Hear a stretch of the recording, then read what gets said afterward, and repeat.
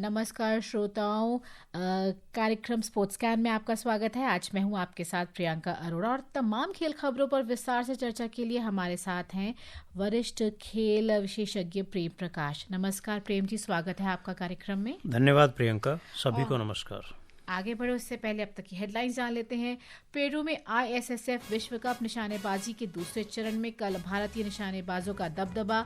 10 metre air pistol स्पर्धा में सुरुचि सिंह ने स्वर्ण, मनु भाकर ने रजत और सौरभ चौधरी ने कांस्य पदक जीते।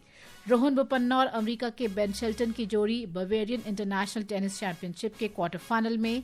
IPL क्रिकेट में दिल्ली कैपिटल्स का मुकाबला राजस्थान रॉयल्स से जारी। कल रोमांचक मुकाबले में पंजाब किंग्स ने कोलकाता नाइट राइडर्स को 16 रन से हराया। और दक्षिण कैलिफोर्निया का पोमोना शहर लॉस एंजलिस 2028 ओलंपिक में क्रिकेट की मेजबानी करेगा।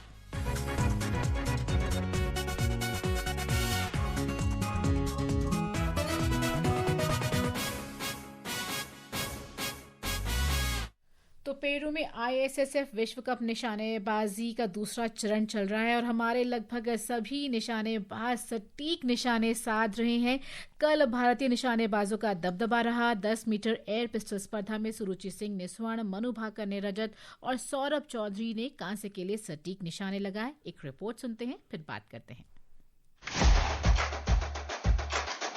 भारत की युवा निशानेबाज सुरुचि सिंह ने 10 मीटर एयर पिस्टल स्पर्धा में अपना शानदार प्रदर्शन जारी रखते हुए स्वर्ण पदक जीत लिया है, जबकि पेरिस ओलंपिक की पदक विजेता मनु भाकर ने रजत पदक जीतकर प्रतियोगिता में भारत का दबदबा सुनिश्चित किया। सुरुचि ने ब्यूनस आयर्स में हाल में विश्व कप के पहले चरण में भी स्वर्ण पदक जीता था। 18 वर्षीय सुरुचि ने 24 शॉट के फाइनल में 243.6 का स्कोर बनाकर मनु को 1.3 अंक से पीछे छोड़ा। चीन की खिलाड़ी ने कांस्य पदक जीता। इससे पहले भारत के स्टार निशानेबाज सौरभ चौधरी ने पुरुषों की 10 मीटर एयर पिस्टल स्पर्धा में कांस्य पदक जीतकर भारत का खाता खोला था। महिलाओं की 10 मीटर एयर पिस्टल में शानदार प्रदर्शन के कारण भारत पदक तालिका में 3 पदकों के साथ शीर्ष पर पहुंच गया है। चीन दूसरे नंबर पर है। Mukesh Kumar, sports can.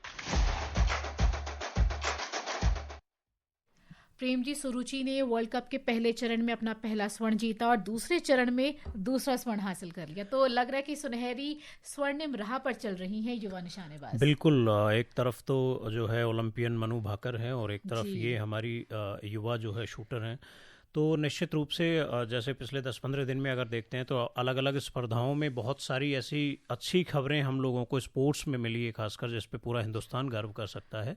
और अगर हम इस तरीके से देखें कि एक ओलंपियन के साथ जो दूसरे प्लेयर्स खेल रहे हैं वो भी उतना बेहतरीन प्रदर्शन कर रहे हैं कि वो उनके साथ रह के गोल्ड जीत रहे हैं। तो मुझे लगता है कि भारत का जो पिछले 8-10 साल में जिस तरीके से एक नई खेल संस्कृति डेवलप हुई है, वो आगे का जो भविष्य है वो निश्चित रूप से स्वर्णिम है। क्योंकि अगर देखा जाए, आपने कहा कि एक मतलब प्रोत्साहन मिलता है आप जब से आपके सामने मनु भाकर जैसे खिलाड़ी हैं, और मनु भाकर और सुरुचि के स्कोर में जो फाइनल स्कोर था उसमें सिर्फ 1.3 का अंतर था। सुरुचि ने 243.6 और मनु ने 242.3 का अंक लिया था। हाँ बिल्कुल, यही तो अच्छी चीज़ है कि जब आप किसी बड़े प्लेयर के साथ खेल रहे हो तो संभव आपका, क्योंकि आप खुद के ही देश के प्लेयर के साथ खेल रहे हो, तो वहाँ आपका उनसे कंपटीशन नहीं है बल्कि एक मोटिवेशन है। और यहाँ कंपटीशन खुद से हो जाता है। तो जो प्लेयर है उसके अंदर एक भूख जागती है, वो ये सोचता है कि मैं अपना बेहतर कैसे दे सकता हूँ। तो ये जो अभी जिस तरीके से बैक टू बैक ये पदक इन्होंने जीते हैं, मुझे लगता है कि ये और इतने पदक जीतने के बाद कंटिन्यू अगर उनका प्रदर्शन बरकरार है तो ये निश्चित रूप से आगे के लिए बहुत लंबे तक चलने वाले प्लेयर हैं।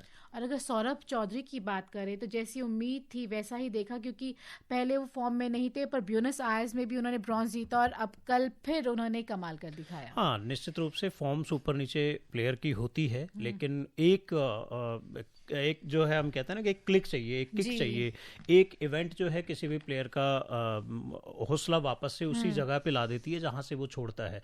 और क्योंकि इसका सबसे बड़ा कारण भी ये भी है कि हम लोग कहते हैं कि जब आप लगोगे ही नहीं या प्रैक्टिस ही नहीं करोगे तो निश्चित रूप से वो मोड़ शायद आए ना आए। लेकिन अगर प्लेयर के अंदर ये चीज़ होती है कि प्रैक्टिस की भूख या सोना जीतने की भूख या विजयी होने की भूख जो है वो कभी खत्म नहीं होती, और यही एक चीज़ है जो उसको सीढ़ी दर सीढ़ी कहीं न कहीं ऊपर लेके जाती है। और आज 10 metre air pistol mix team स्पर्धा भी हो रही है और इसमें भी हमारा लगभग एक पदक पक्का हो गया है, क्योंकि जो हमारे कंटेस्टेंट्स हैं इसमें सुरुचि सिंह, सौरभ चौधरी, मनु भाकर, रविंद्र सिंह चुनौती पेश कर रहे हैं।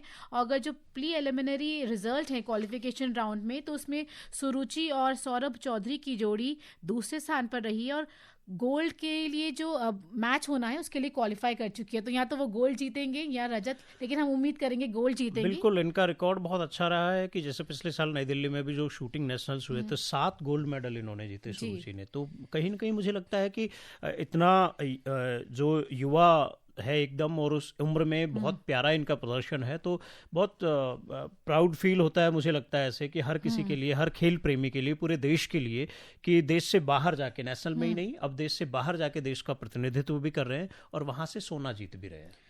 और ये भी बता दें कि इसी स्पर्धा में मनु भाकर रविंद्र सिंह की जो जोड़ी है उन्होंने ब्रॉन्ज के लिए क्वालिफाई कर लिया है। तो देखते हैं वो हमारे लिए कांस्य पदक लेकर आते हैं नहीं, पर we have crossed our fingers और उम्मीद करते हैं कि हमारे पास और 2 पदक आए। बिल्कुल बिल्कुल।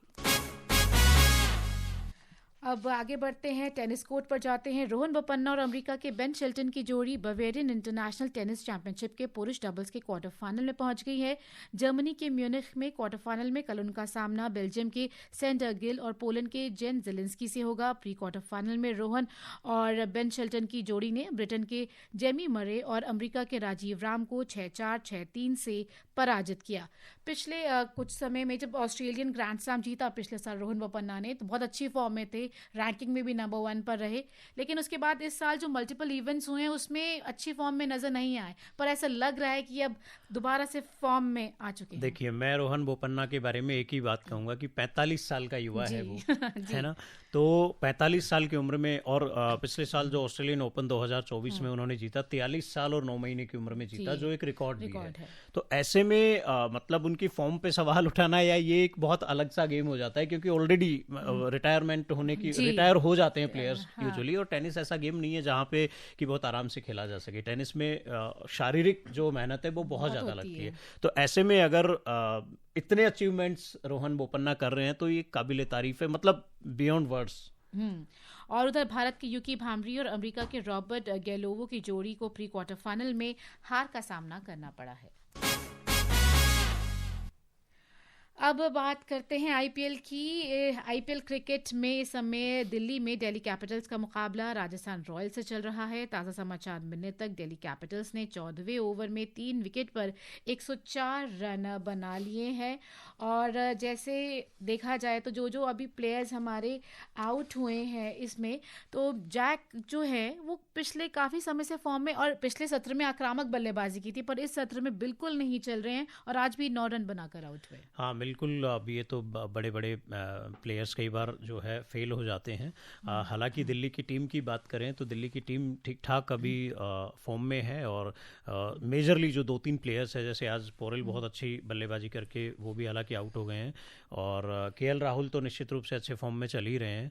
तो फिलहाल तक मैच का जो है रुख ठीक ही है। 13.5 ओवर में हमारे सामने स्क्रीन पे है, 105 रन हो गए हैं, 4 विकेट चले गए हैं। तो हालांकि क्योंकि आईपीएल का संस्करण ही ऐसा है जहां एक अकेला प्लेयर 40-45 बॉल पे 130-40 रन भी मार देता है, और एक तरफ होता है कई बार हम जैसे कल का मैच हुआ उस पर हम अभी बात करेंगे कि 111 पे भी डिफेंड किया जा सकता है। तो मैच के बारे में तो बहुत कुछ नहीं कहा जा सकता, क्योंकि दोनों ही टीम बहुत अच्छी है। राजस्थान रॉयल्स भी चैंपियन भी रह चुके हैं और बड़ा स्कोर भी बना चुके हैं, और जो है चेज करते हुए बड़ा स्कोर बना चुके हैं। केएल राहुल से भी बहुत उम्मीद है, क्योंकि मध्य क्रम का जो है दारोमदार उन्होंने ही संभाल रखा है, और उनका आउट होना थोड़ा सा शायद प्रेशर हो उसके लिए, दिल्ली के लिए। लेकिन अभी है ट्रिस्टन है, आशुतोष हैं, तो शायद और बिल्कुल अभी उम्मीद की जा सकती है कि टीम को जो शुरुआत मिली थी बीच में थोड़ा सा लड़खड़ाए, लेकिन केएल राहुल ने फिर से वापस जिस तरीके की शुरुआत पहले से वो दे रहे हैं मध्य क्रम में आके वो दी, और अभी ठीक ठाक लेवल पे मैच है। अगर ठीक अच्छा स्कोर बनाया, मतलब 180 के आसपास का स्कोर होना चाहिए, तो एक फाइटिंग टोटल रहेगा। करुण नायर भी आज 0 पर आउट हुए, जो पिछली बार 89 रन बनाकर आउट हुए थे। हाँ बिल्कुल, उन्होंने 40 बॉल पे 89 रन बना के बहुत सारे आलोचकों के मुंह बंद किए, लेकिन आज अनफॉर्चुनेटली वो रन आउट हो गए। तो देखो अभी आगे मौके हैं उनके लिए। और दिल्ली के लिए थोड़ा प्रतिष्ठा से भी जुड़ा, क्योंकि पिछला मैच वो दिल्ली में ही हार गई थी अपने घरेलू मैदान पर, और आज भी दिल्ली में ही मैच हो रहा है, तो चाहेगी दिल्ली कैपिटल्स की वो मैच जीते। दोनों ही टीमों के लिए इस तरह की स्थिति है। राजस्थान भी अपने होम ग्राउंड पे जो पिछला मैच है वो हार चुकी थी, तो दोनों चाहेंगे कि वो जीत की लय मतलब वापस लय में आ जाए जीत की। और अगर अब कल के मैच की बात करें तो कल एक रोमांचक मुकाबला देखने को मिला आईपीएल में। पंजाब किंग्स ने कोलकाता नाइट राइडर्स को 16 रन से हरा दिया। इस बारे में एक रिपोर्ट है हमारे संवाददाता शक्ति की, आइए सुनते हैं। आईपीएल में कल के मैच में गेंदबाजों का दबदबा देखने को मिला। युजवेंद्र चहल की फिरकी ने कोलकाता के लिए 112 रन के आसान लक्ष्य को भी कठिन साबित कर दिया। पंजाब ने आईपीएल मुकाबले में सबसे छोटे लक्ष्य का बचाव करते हुए कोलकाता नाइट राइडर्स को 16 रनों से हरा दिया। चहल ने लय में वापसी करते हुए 28 रन देकर 4 विकेट लिए और टीम को यादगार जीत दिलाई। उन्होंने जीत की ओर बढ़ रहे नाइट राइडर्स के कप्तान अजिंक्य रहाणे और अंगकृष रघुवंशी की सलामी जोड़ी की साझेदारी को तोड़ा और उसके बाद रिंकू सिंह और रमनदीप सिंह को भी पवेलियन भेजा। मार्को यानसेन ने भी चहल का साथ देते हुए 17 रन देकर 3 विकेट लिए। कोलकाता नाइट राइडर्स की टीम ने मात्र 95 रन पर पंजाब की गेंदबाजी क्रम के आगे घुटने टेक दिए। इससे पहले कोलकाता के गेंदबाजों ने भी पहले बल्लेबाजी करने उतरी पंजाब की पूरी टीम को 16वें ओवर में ही 111 रन पर समेट दिया। पंजाब के लिए सलामी बल्लेबाज प्रभसिमरन ने 30 और प्रियांश आर्या ने 22 रन की पारी खेलकर अच्छी शुरुआत देने की कोशिश की, लेकिन इसके बाद पंजाब का कोई भी बल्लेबाज लंबी पारी नहीं खेल सका। कोलकाता के लिए हर्षित राणा ने 3, सुनील नारायण और वरुण चक्रवर्ती ने 2-2 विकेट लिए। युजवेंद्र चहल को प्लेयर ऑफ द मैच चुना गया। Shakti Singh, sports scan. तो चहल की फिरकी ने कल आईपीएल की गेम ही पलट कर रख दी है। बिल्कुल बिल्कुल। कल का जो मैच है वो निश्चित रूप से बहुत लंबे टाइम तक याद रखा जाने वाला मैच है, जहाँ पे चहल की एक तरफ फिरकी, दूसरी तरफ मैं जो है दाद देता हूँ श्रेयस अय्यर की कैप्टनसी की, जिन्होंने पिछली बार कोलकाता को जो है चैंपियन बनाया और इस बार जो है वो पंजाब की कैप्टनसी कर रहे हैं। और वहाँ भी किस मौके पे युजवेंद्र चहल का उन्होंने उपयोग किया, ये बहुत ज़रूरी है। और मैं अगर कहूँ एक कैप्टन के रूप में, तो ये क्योंकि इंडियन टीम में खेल रहे हैं ऑलरेडी, तो कुछ ऐसे नाम से, जैसे हम हार्दिक पांड्या की बात करें, सूर्य कुमार यादव की बात करें या श्रेयस अय्यर की बात करें, कल को जाके इंडियन टीम की कैप्टनसी भी संभालने लायक कहीं न कहीं एक जो अनुभव है वो यहाँ से गेन कर रहे हैं कैप्टन के रूप में। तो कल का ऐसा मैच है जहाँ 111 रन बनाने के बाद कोई भी सोच सकता है कि पंजाब इस मुकाबले से बाहर है, लेकिन उस मैच में इन्होंने 95 रन पे जो है केकेआर को रोक दिया। तो कल देखा जाए तो गेंदबाजों का ही दबदबा रहा, क्योंकि केकेआर के जो हर्षित राणा ने भी जिस तरह से 3 विकेट लिए उन्होंने लगातार, तो ऐसे लग रहा था कि बस केकेआर जीतेगी ही जीतेगी। पर फिर से जैसे चहल ने गेंदबाजी की तो गेम का रुख ही बदल दिया। बिल्कुल। और अब कल के बारे में आपको बता देते हैं। कल मुंबई में मुंबई इंडियंस और सनराइजर्स हैदराबाद का मुकाबला होगा। अमेरिका में दक्षिण कैलिफोर्निया का पोमोना शहर 2028 में लॉस एंजलिस ओलंपिक खेलों के दौरान क्रिकेट प्रतियोगिता की मेजबानी करेगा।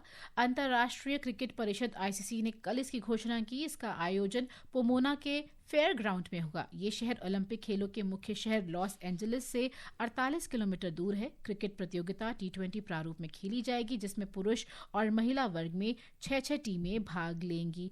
1 सदी से अधिक समय बाद ओलंपिक्स में वापसी करने वाला ये खेल अंतिम बार 1900 में खेला गया था, तो सब बहुत बेसब्री से इंतजार कर रहे हैं इसको देखने का। जी, गेम की लोकप्रियता इतनी है कि मुझे लगता है कि ओलंपिक काउंसिल को भी ये लगा कि भाई इस गेम की लोकप्रियता जो है ओलंपिक्स की और ज़्यादा लोकप्रियता बढ़ा सकती है। और निश्चित रूप से एक फॉर्मेट है T20 का जो सबको रोमांचित करता है। इंडियन ओपन एथलेटिक्स मीट 2025 में कल पुरुषों की भाला फेंक स्पर्धा में यशवीर सिंह ने किशोर जैना को मामूली अंतर से हराकर खिताब जीत लिया। चेन्नई में यशवीर ने 77.49 मीटर रिकॉर्ड के साथ बेहतरीन प्रदर्शन किया, जबकि जैना ने 75.99 मीटर भाला फेंक कर दूसरा स्थान प्राप्त किया। दोनों एथलीटों ने भारतीय एथलेटिक्स महासंघ के योग्यता मानक 75.36 मीटर को पार कर लिया। इस प्रतियोगिता का अगला चरण 21 अप्रैल को चेन्नई में ही होना है।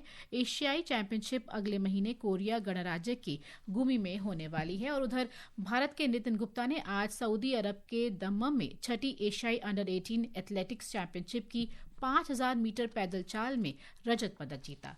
समय कह रहा है अपने श्रोताओं से अनुमति ली जाए तो प्रेम प्रकाश जी आप स्टूडियो में आए, तमाम खेल खबरों पर चर्चा की, इसके लिए धन्यवाद। धन्यवाद प्रियंका, शुभ रात्रि। श्रोताओं, प्रियंका अरोड़ा स्पोर्ट्स कैन की पूरी टीम को दीजिए अनुमति कार्यक्रम संपन्न करने की। नमस्कार।